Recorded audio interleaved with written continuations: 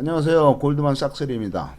오늘은 워털루 전투에 대해서 알아보겠습니다. 워털루 전투는 시대의 영웅 나폴레옹이 1815년 완전히 그 영국군하고 프로이센군에게 대패한 거죠. 망한 거죠. 그래서 프랑스군이 멸망하고 그러면서 나폴레옹도 포로가 돼서 세인트 헬레나 섬으로 유배가 되고 해서 나폴레옹이 멸망한 가장 그 중요한 전투가 워털루 전투입니다. 나폴레옹이 패배한 전투죠. 워털루 전투는 1815년 6월 18일 벨기에의 워털루 인근에서 프랑스 나폴레옹군이 영국의 웰링턴군과 프로이센의 블리허 장군의 군의 연합군에게 대패한 전투입니다. 나폴레옹은 패전으로 인해서 세인트 헬레나 섬으로 영원히 유배가 됩니다. 1813년 나폴레옹은 라이프치히 전투에서 패배하고 엘바 섬으로 처음으로 추방이 됐죠. 1815년 2월 달에 그는 엘바섬을 탈출하고 파리로 향합니다. 진압군인 프랑스 내의 그 진압군인 네 원수와 술투 원수가 나폴레옹에게 오히려 합류를 하게 돼서 7천 명의 군대가 파리로 입성을 하게 되고 나폴레옹은 방위에 주력을 하고 주력군 13만 명과 대포 370문을 프랑스 북부에 집중 배치를 하게 됩니다. 1815년 3월에 다시 황제가 된 나폴레옹은 1815년 6월 18일 워털루 전투에서 패배를 하고 1815년 6월 22일 4일 만에 폐위가 되고 1815년 7월 7일 연합군이 파리에 입성을 하게 되게 됩니다.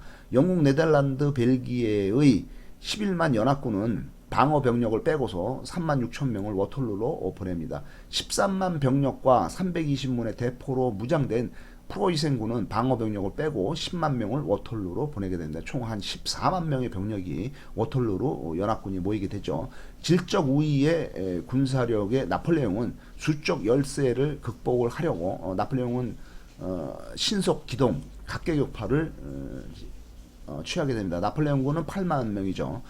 그런 연합군은 이제 14만, 나폴레옹 8만, 거의 한 2배 가까운 전투인데, 나폴레옹의 8만군은 리니 전투에서 프로이센을 대파를 합니다. 먼저 번 전투에서. 그 다음에 이제 워털루 전투가 일어났는데, 나폴레옹은 8,000명 피해를 보고, 이 전투에서 나폴레옹 8,000명 피해를 보고, 프로이센은 2만 5천 명, 거의 한 3배 정도의 피해를 보고, 블리허 장군은 후퇴를 하게 됩니다. 블리허 장군이 후퇴 후에 웰링턴과 합류하려고 서쪽으로 움직이고 있었는데 이거를 나폴레옹은 프로이센군이 동쪽으로 완전히 퇴각했다고 판단 미스를 하게 됩니다. 이것이 워털루 전투에서 프랑스가 패배하게 된 원인이 되겠습니다. 판단 미스죠.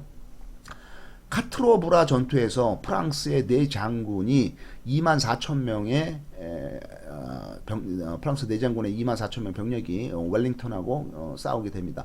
프랑스는 4,300명, 영국은 3,500명의 사상자를 내면서 비등하게 전쟁이 끝나게 됩니다. 웰링턴은 3만 명의 군사를 몽으로 보내고 자신은 6만 8천 명, 거의 7만 명을 이끌고 워털루로 향하게 됩니다. 나폴레옹은 글루시 장군에게 3만 4천 명의 별동대를 주고서 프로이센군을 추격하게 합니다.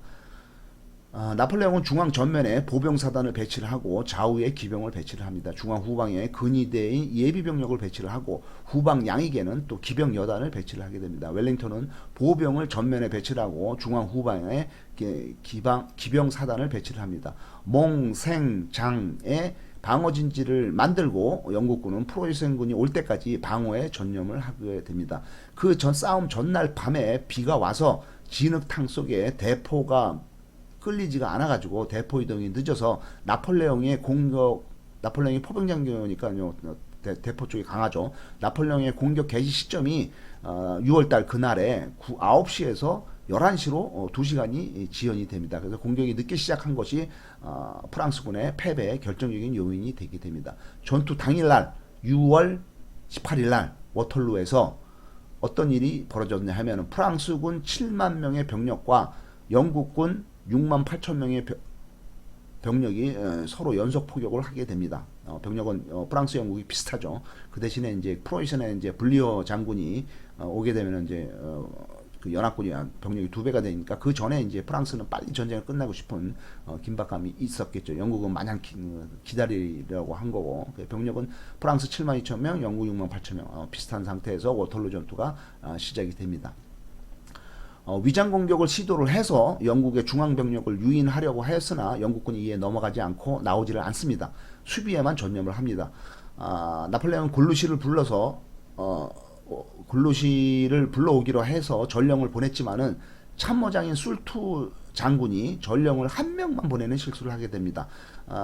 그 한 명만 보내는 이런 어처구니 없는 실수를 하게 되죠. 나폴레옹이 말했습니다. 베르티에 장군이었다면은 전령을 한 20명은 보냈을 건데 이 친구는 한 명만 보내가지고 결국 뭐 연락이 안 되는 거죠. 그래서 참모장인 술투 원스가 좀 모자랐다 이렇게 되어 있습니다. 영국군은 방어에 집중하고 산등성이의 가로로 긴 횡대를 이뤄서 방어 진지를 포진합니다. 산등성이 너머로 후퇴를 했다가 나타났다 후퇴했다 하면서 포격을 피하고 계속 수비만 하고 있습니다. 정오에 점심때쯤 돼서 11시에 이제 그 공격을 시작을 해서 프로이센 군 전의가 나타나게 됩니다. 나폴레옹이 급한 나머지 도몽 장군의 4개 사단을 급파를 하게 됩니다. 나폴레옹이 병력의 여유가 없어지게 됩니다. 오후 1시 포격의 효과가 없자 프랑스 에르몽의 4개 사단이 전진을 해서 밀집 행대를 이루면서 영국의 제1방어선인 하노버 벨기에 사단을 분쇄를 하고 영국 방어 거점을 함락을 합니다. 그러니까 영국 1선은 깨부신 거죠. 영국의 제2방어선인 픽튼 장군이 수비에 만전을 기해서 프랑스군을 격퇴를 합니다. 그래서 2선은 못 넘은 거죠. 수비선을.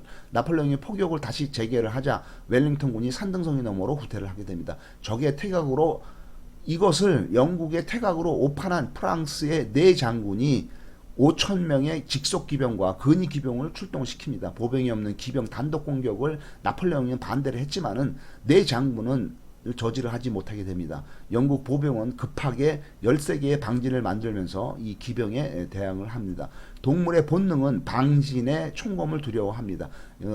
프랑스 내장군의 기병 공격은 결국에는 영국 방진에 막혀서 실패를 하게 됩니다. 오후 3시 프랑스 기병이 다시 돌격을 하고 나폴레옹은 병력 분산을 겪게 됩니다. 오후 6시 드디어 프로이센군이 도착을 하고 연합군의 좌익이 보강이 됩니다. 기병의 호위를 받은 나폴레옹의 근위 사단이 전진을 해서 능선을 확보를 하지만은 산등성의 뒷면에 숨은 영국 근위 사단이 일제히 사격을 가합니다. 영국 기병대가 출격을 하고 우익에서는 프로이센군이 공격을 해서 프랑스군은 대패를 하게 됩니다. 나폴레옹의 전략은 분리된 적을 합치기 전에 각계격파하는 것이었는데 프로이센군 추격에 결단력이 부족한 글루시 장군을 보내서 이 장군이 결국 전쟁이 끝날 때까지 돌아오지도 않은 게 프랑스군의 패인의 중요 원인이 되겠습니다. 웰링턴은 방어에 주력을 해서 승리를 하게 됩니다. 기병대는 기동력과 타격력은 있지만은 방어력이 부족하다는 단점이 있습니다.